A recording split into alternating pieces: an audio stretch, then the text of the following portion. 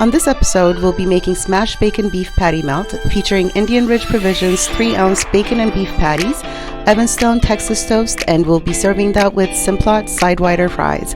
Let's get started.